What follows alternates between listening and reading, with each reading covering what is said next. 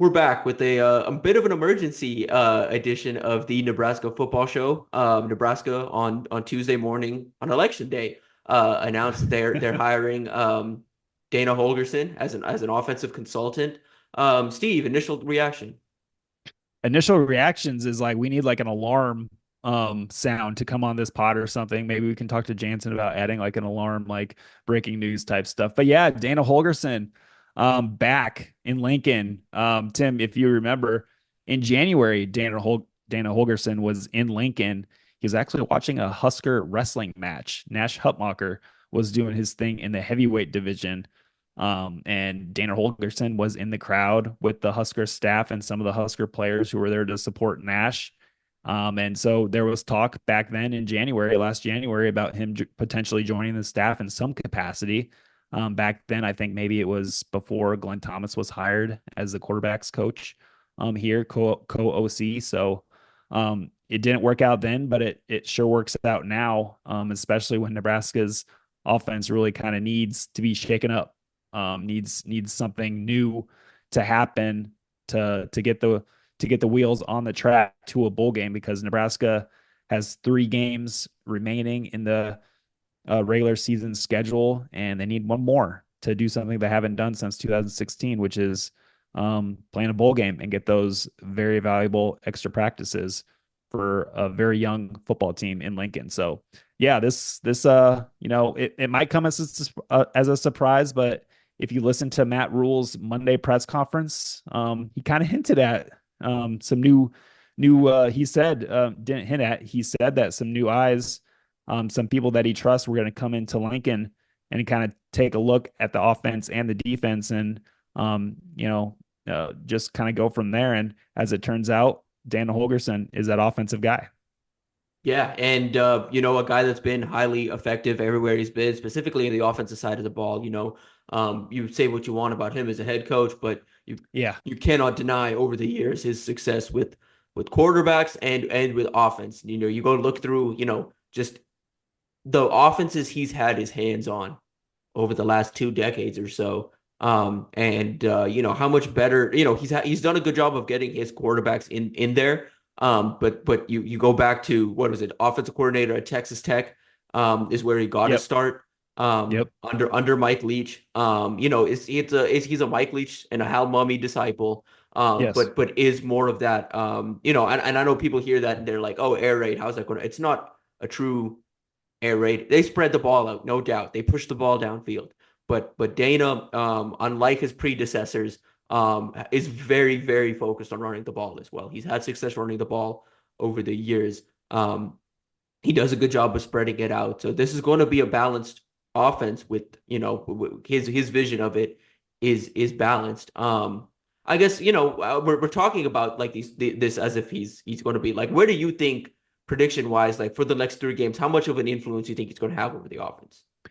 Yeah, so Tim, we're sitting here and talking about, like, we don't know if Daniel Holgerson is going to be the guy calling plays. It might still be Marcus Satterfield, but at this point, I think that his value is going to be coming in the film room, and especially now that analysts and kind of behind the scenes people are able to coach in college football. Because back when Dana visited Lincoln last January, the rule wasn't passed that analysts could coach on the field. Now that it has passed over the summer, and Dana comes back in, he'll be able to kind of get hands on and really kind of help out this staff, and really kind of just put his stamp on this offense and his knowledge, and just kind of introduce his concepts that he has known ever since 2007, when he got his first OC job at Texas Tech under Mike Leach. He's Look at the quarterbacks that Dana Holgerson has coached, guys like Graham Harrell, Brandon Whedon, Will Greer, Geno Smith, Case Keenum at Houston. Those are good college quarterbacks, and Nebraska has a really good college quarterback right now, but he's just super young, in Dylan Raiola. And it's just something needs to be shaken up. But I think we're going to see some different concepts, some different looks, perhaps some different formations in these next 3 games for sure. I don't think you bring in somebody like Daniel Holgerson and don't kind of like use what he is there to do or teach or kind of just implement his knowledge on the whole offensive staff. So I think this is a big move um, for Matt Rhule, and he has shown that he is very willing to do big moves to accomplish what he wants to accomplish. And in that Monday press conference, he seemed very determined to get Nebraska over the hump. And the first thing to do that with is to make a bowl game. And to make a bowl game, you need to win one more game for Nebraska right now. So I think we're going to see some Dana Holgorsen ish type stuff, at USC, Wisconsin, Iowa. I think we're definitely going to see some new stuff. Yeah, Rules talk so much about this year, teams coming off the bye week and playing Nebraska and giving them a different look that they didn't expect. Nebraska now has that opportunity to do the Yeah, same they can thing do it. They can do it to other now. teams to show them something different, which, we can talk later about why it would take a new name in the building to try and even get to that point where Nebraska does present something new. I guess for me, you and I have talked about it feels like for Marcus Satterfield, there are times where it's like the plays are there, the execution Yeah. isn't always there, and the Yeah. sequencing of the plays, like stringing plays together, isn't always there. You would think at the very least, Dana and his mind and his offensive mind specifically would at least be able to provide some guidance on how to sequence some of these plays together and put stuff together. Even if, I don't know how much they can install in 2 weeks. Like I don't know if you can, it's mainly just building off of what you already have and potentially throwing some new, having him tweak a couple things. But more than anything, I think the sequencing of like, all right, call this here, like just getting another a veteran that's done this at a high level for a very long time, to help you sequence these plays together, I think is important for Nebraska and the best thing for them. And I also think again, this hire, like it's for the backstretch of the season, but is there any chance this is a long-term also move? So that's the big question right now. Then is like, what happens with Marcus Satterfield next season? I, again, when I look at Dana Holgorsen, I don't think that he's a career OC. I think he probably wants to be another head coach. I think he wants to be a head coach again. It's not going to happen at Nebraska, but if he wants to be a head coach, the first step to that is becoming an OC somewhere and doing well in that spot, and then taking that next step and regaining head coach status somewhere. So he absolutely becomes a candidate to be the offensive coordinator next year for sure. I don't think you bring in somebody like Dan Holgerson and not have that be the case. So yeah, I mean that's obviously the big question right now is what's going to happen with Marcus Satterfield right now. So yeah, never a dull moment in Nebraska. No doubt. And with Dana, there is a bit of redemption he has to do. It's not like, again, I don't think a short Yeah, stint the Houston thing necessarily. was, Yeah, and that's the he thing. was fired, and I don't think he really. You probably know more of that, Tim, with like being from Texas and how the how the Cougars kind of viewed that whole thing with his exit. Yeah, so that's what I was like getting to was that he needs at least I think a year of getting back to the offensive coordinator, like showing he can still run an effective offense to Yeah, kind of earn that grace and that trust to be a head coach again. Because yeah, the way the end of that Houston career went, and that's the thing, I have a lot of respect for Dana, the offensive mind. There were specifically Houston and the end of his tenure at West Virginia as well as a head coach. yeah, There were like at Houston, I didn't think, and people around the program didn't think he did a good enough job of recruiting the city of Houston, locking down guys in the city. Recruiting's always been something that hasn't been necessarily his sure. strength, Hmm. but Hmm. he's an older guy. He was a head coach. He was more so just like again, like more focused on the offense. He's an X's and O's guy. You get that guy in Nebraska, you surround him with, some of the good recruiters they have on staff, the natural draw that Nebraska has, he can quickly change that idea that he's not a great recruiter out there, and change it. And to his credit, I'll give him this as well. At Houston, he did a good job of bringing in offensive skill talent. You've got guys like Alton McCaskill, a running back that they identified and they recruited and they landed. And McCaskill, before injuries, he had a 1,000-yard rushing season at uh at Houston, transferred to Hmm. Colorado. Didn't really work out there. He's at Arizona State now. He's kind of bouncing around, but been a guy that they kind of identified and found. Matthew Golden, who's now in Texas, was a guy that they found, recruited, brought in. They've done that across offensive line. They've done it. He did a good job on the offensive side of the ball of bringing in guys and still does clearly have an eye for talent. But there was a question about his effectiveness as a recruiter consistently, and so that's something that he'll have an opportunity if he does stick around at Nebraska to kind of fix. So Dan Holgorsen was fired from Houston last November, late November. So what's he been doing since? He's been actually he's not with obviously currently with TCU, but he was with Sonny Dykes on the TCU staff as an advanced scout early this season, in kind of a unique situation. So Sonny Dykes brought Dana Holgorsen on, who's an offensive mind, an offensive coordinator, an offensive play caller, but he was working with TCU's defense to study TCU's defense to like find weaknesses and make sure they shore up different areas that Dana Holgorsen might have attacked if he was on the other side playing them. Sonny Dykes also brought in Todd Graham, the former Hawaii / Arizona State head coach, who's a defensive guy. But Todd Graham was working with the TCU offense, so kind of just like flip flopping.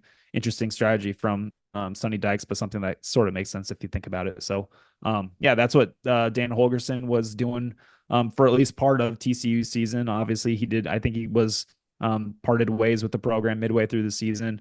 But yeah, so it very, very interesting. And if you're a Husker fan wondering, where this is going to be headed with the offense, this is just kind of exciting if you think about it from Dana Holgorsen's point of view. He gets to maybe work with Dylan Rhule, one of the top young quarterbacks in all the country, who needs some guidance right now. He hasn't been playing well. Only one touchdown pass in the past 5 games, I think, with 6 interceptions.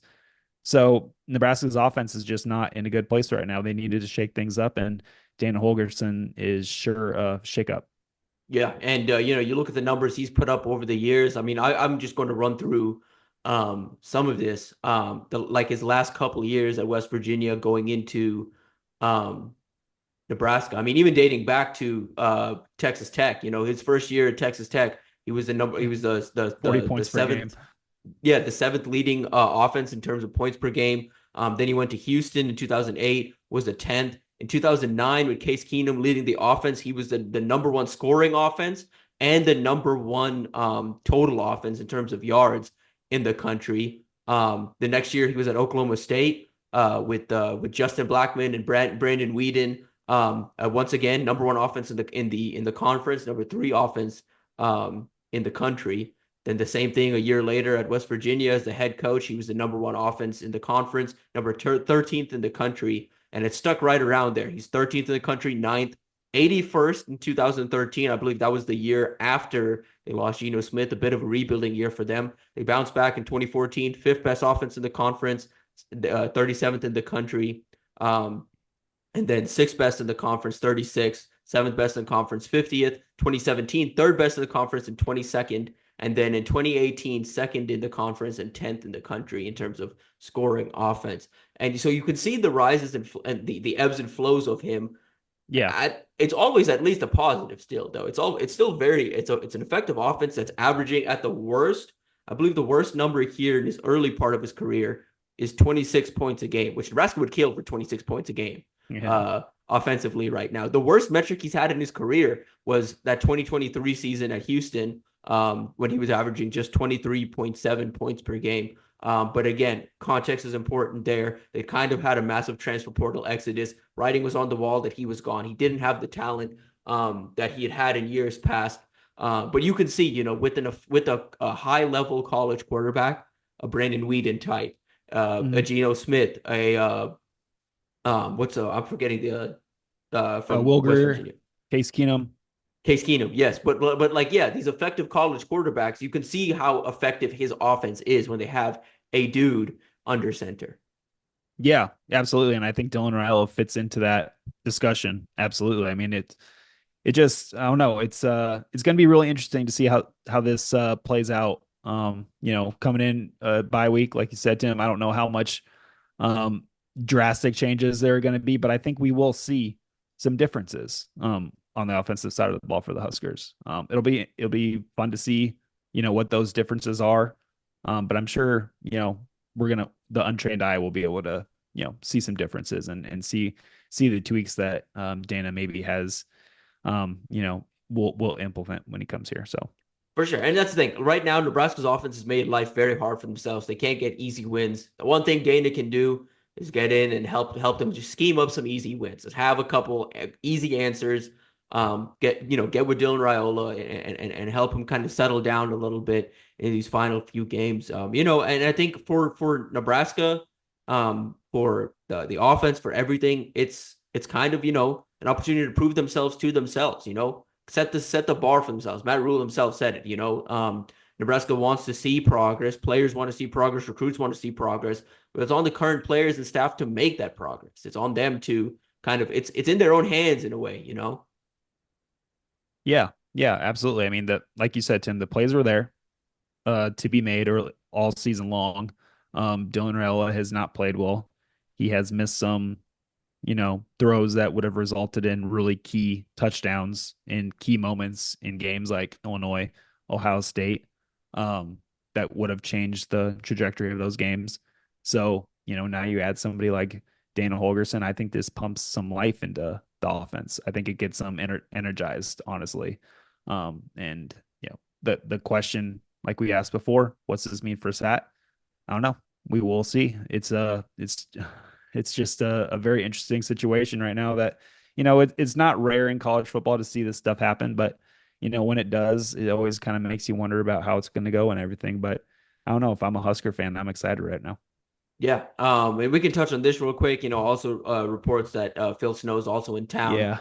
Expecting Snow to have, I just more of a that feels more like a consulting, like a true consultant, like hey, we just need a Right. second pair of eyes on this It defense seems to see like, what we yeah, could.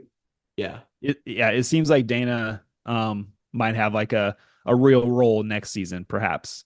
Yeah. But with Phil Snow, his age, like he's in his 70s. I don't really see it as kind of like a similar thing with Dana Holgorsen. I just think that Phil Snow might be like a come in, take a look, go out, leave Yeah. your And him and knowledge Rule have a and very work. good relationship, have a lot of Sure. trust in Yeah. each other, and a guy that's been all over the place. I'm a big Phil Snow guy personally. Like I don't know how much his career's got left just because his age, he's getting up there. But I really enjoyed watching his defenses at Baylor and even at Carolina. There was a lot going wrong for Matt Rule at Carolina. The defense felt, like a strength at times, and they were even like I remember when Rule was fired, it was talks of, hey, can we keep Phil Snow around? Can we just like whoever's next? Can we just keep him? So Mm. a guy that has a lot of trust and again, it doesn't hurt. I guess to close this just thought, how do you feel about just how aggressive Rule has been in trying to get some of this figured out? So with all the like the fan base and the narrative and everything, all the noise surrounding the program right now, it's like, oh, Matt Rule's just a buddy guy, like, and that's like true. Like he has hired a lot of his quote buddy hires, guys that he has worked with throughout his entire career. But you know, when they say he's afraid to like make changes, I don't really like see that. He did it with Evan Cooper over the summer, and he's done it with other people at Nebraska earlier in his tenure here. And He now, got rid, and again, I know people talk, but he got rid of a bunch of recruiting staffers and people in oh the yeah, recruiting side of things that he's had uh-huh. long-term relationships with, like guys that have been with Sure. him since Temple. And So yeah, it's so I don't really think that kind of notion is correct about Matt Rhule. I think he is absolutely really determined to be the guy who turns Nebraska football around. And to do that, obviously, he's in a new conference for the first time. It's his second season in the Big Ten. He's learning how to do this thing in the conference because it's not like other conferences. It's not like the Big 12. It's not like the SEC. It's the Big Ten. It's just a different brand of football. And, I think he's kind of learning and taking lessons and seeing how guys, other coaches in this conference who have been successful in it, like Kirk Ferentz. He always talks about taking lessons from Kirk Ferentz, which is a smart thing to do. But yeah, I think this move really kind of puts that all, makes it quiet, shuts him up because this is a big time move, and he told everybody on Monday that he would, be willing to do whatever it takes to get Nebraska over the hump. And the first part of that hump is making a bowl game and winning one more game. And Nebraska could absolutely do that with the three remaining opponents on the schedule. So they're all toss up games. So I think this is Matt Rhule telling everybody, he's like, hey, I'm still here. I'm absolutely willing to do what it takes to, turn this thing around. And so I think that should, make fans happy.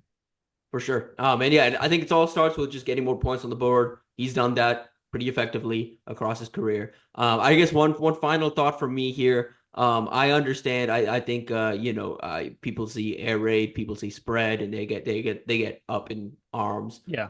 Yeah. But you look across the Big Ten. You look at everybody across the Big Ten.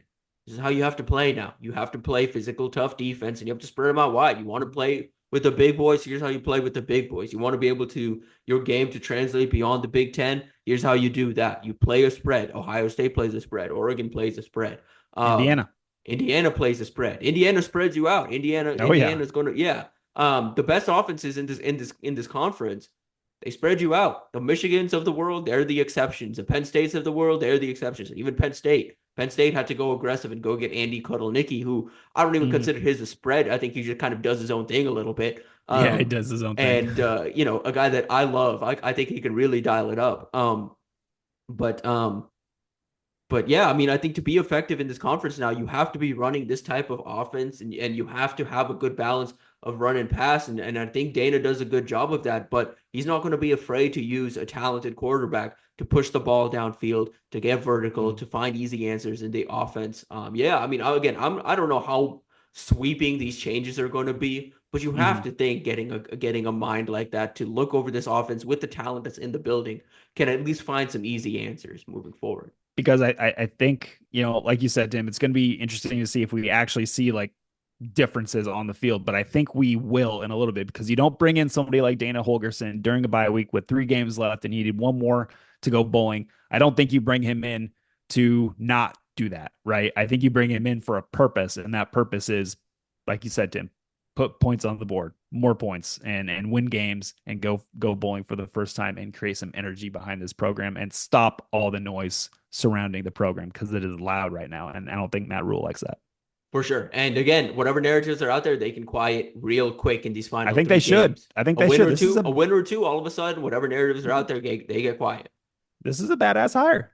Dana Holgorsen is a dude. He's a dude. Everything I read, everything I watch, Dan Holgorsen is, say what you want about him as a head coach. He still won 92 games, 92-69 overall record as a head coach. But as an offensive mind, he's one of the best there is. Truly one of the best college offensive minds there is. One of the best.